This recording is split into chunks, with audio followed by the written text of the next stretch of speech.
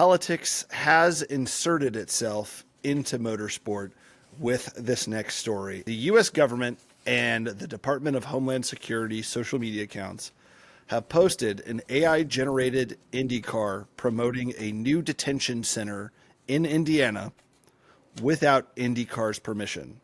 Now, it is a AI-generated photo of an IndyCar on a speedway, and the cherry on top is that the car has the number 5 on it, which is the number that Pato O'Ward drives, who is the only current Mexican-born driver in IndyCar. It is also arguably their biggest star.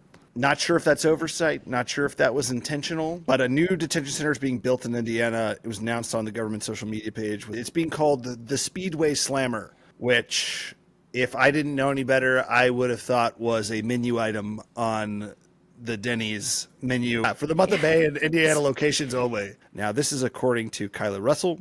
IndyCar told her that they were not aware of the Department of Homeland Security's plans to use Speedway as part of their branding for the new ICE detention center coming to Indiana. They're asking that their name and imagery no longer be associated with the topic. It comes after Department of Homeland Security Secretary Christine Noem announced the next alligator Alcatraz will be in Indiana and will be called the Speedway Slammer. IndyCar shared the statement with me. We were unaware of plans to incorporate our imagery as part of today's announcement. Consistent with our approach to public policy and political issues, we are communicating our preference that our IP not be utilized moving forward in relation to this matter. So the TLDR version of that statement is the Martin Lawrence quote from the movie Blue Streak, where he says, "I'm working on something here and you're blowing it for me, man." Every racing series, every league tries not to get involved in politics because you are immediately dividing your fan base and affecting your bottom line. And while there are many people involved in IndyCar, both people involved with the league, people involved with the teams, people who own companies that are big sponsors of IndyCar, while a lot of those people are conservative, there are a lot of people that work in the series that are on the other side of the political spectrum. You have a lot of conservative people and you have a lot of progressive people working in motorsport and working in IndyCar. And so typically the agreement is don't talk politics, just talk the sport. But again, politics has inserted itself here.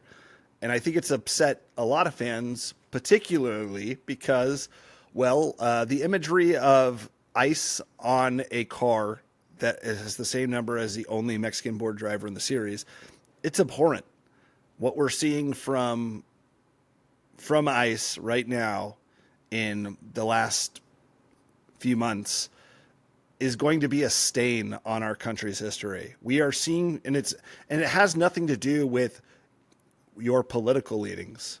What we are seeing people being quote unquote arrested. They're essentially being kidnapped with no due process, without ICE agents identifying themselves. They're wearing masks and they're just taking people off the street. And often it's people that have no criminal history. And also, often it's people who are here legally, who have green cards. And we've also seen people who are citizens who have been arrested by ICE, who have been racially profiled as someone who is a quote unquote illegal immigrant.